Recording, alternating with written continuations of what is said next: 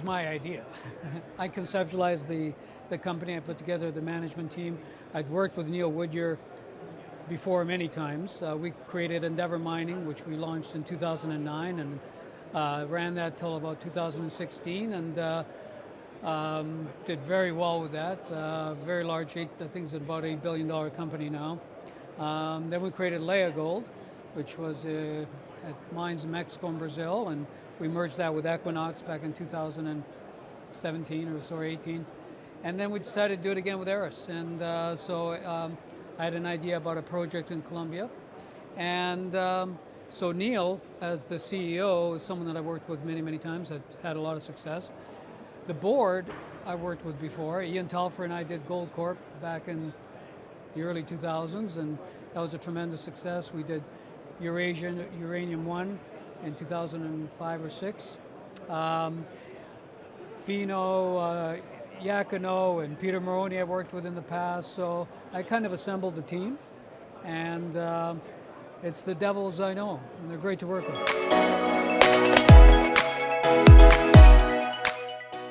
It doesn't remind me, it's absolutely the same model.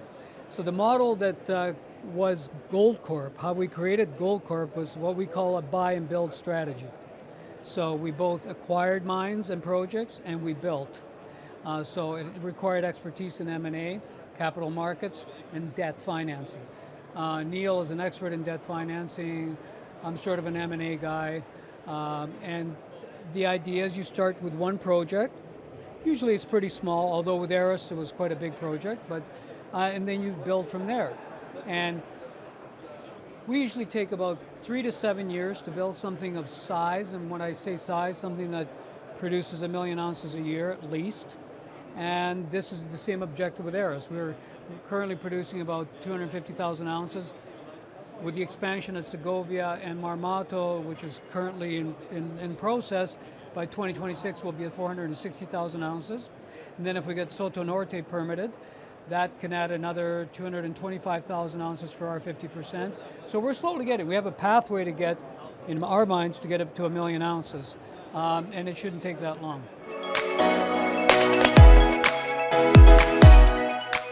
The answer is always yes, if the project makes sense. We are driven by project economics. If something is an opportunity that we can acquire at a sensible price that has potential and to create more value, we'll do it. So we are focused in the Americas. We have a project in Guyana, which is 7 million ounces, that we're putting our heads to in terms of what we're going to do with it, how we're going to develop it. We have an exploration project in Canada, but if an M&A opportunity came up somewhere else in the Americas, we'll definitely look at it, but it has to make sense.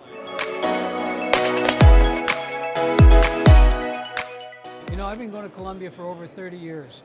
I was going to Colombia when it wasn't in vogue to go to Colombia, when the FARC was still there, when the narcos were still there. And Colombia, what most people don't recognize is that Colombia is the only uninterrupted democracy in all of Latin America. The only one. It's got the rule of law, it's got a stable democracy, you've never had a military coup there, unlike every other country in Latin America. It works. The issue with Colombia with respect to investors is that we're the only major mining company operating there. So there isn't a peer group to look to. So people go, well, Colombia, I don't know what to compare it to. I've had nothing but success in Colombia, in oil and gas and mining over the years. We've built infrastructure there. I have a home there. I have a home in Cartagena. I love the country. It's wonderful people, and the rule of law works.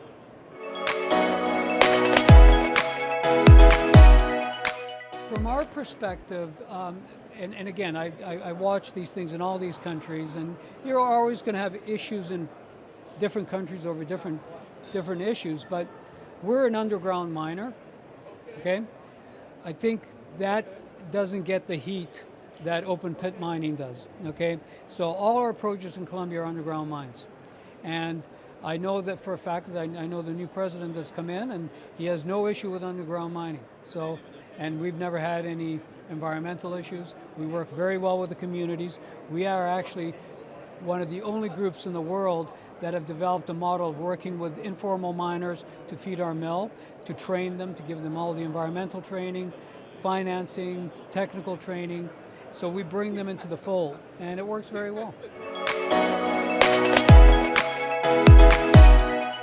It means opportunity. Listen, I've been doing this for 45 years. I've seen every market cycle you can imagine. I've seen the ups, I've seen the downs, I've seen the dead quiet periods, I've seen the overly excessive bull markets, and all I can tell you is it's all about sentiment. Right now the sentiment is probably as bad as I've ever seen it, or close to, and it will change, it always does. So what did we need? We needed the gold price. If we're talking gold, we needed the gold price to start to really show that it was going to break the old highs and stay there. And you're starting to see that now. You're seeing it yesterday and today. And if this keeps going, and I'm already seeing it in there, Aris is up almost $1 a share in the last 3-4 trading sessions. When you get that momentum, when people start to see that it's actually the sector's in play, then the momentum players come in. But there's tremendous value there. And there's been a pretty big disparity between the equity values and the commodity prices. But that will all change. It always does.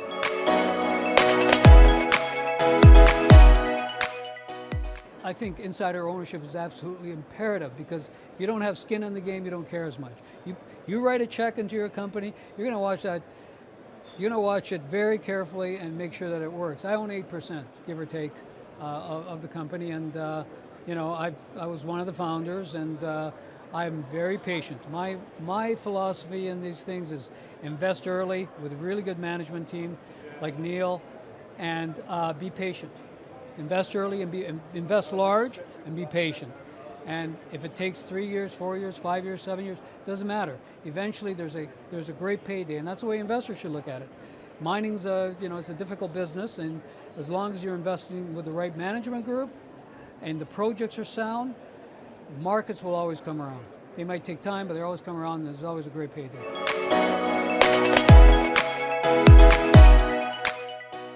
Like I said earlier, our initial goal is always to get to 1 million ounces a year. That puts you in the mid-tier gold producers, and then it's a question of just the right opportunities. And if you look back at, say, Goldcorp, for instance, which started out as Wheaton River, then we did a reverse takeover of Goldcorp. That gave us scale. That brought us close to, I think it was about 1 million ounces or 1.5 million ounces. And then we looked for a merger of equals, Glamis, and we created this monster over a period of about 7 or 8 years. And it's always the same. It's always going to be about opportunities. Is there an accretive acquisition out there that makes sense, where you can add value to whatever the asset is or the group of assets? And, it's all about accretive acquisitions.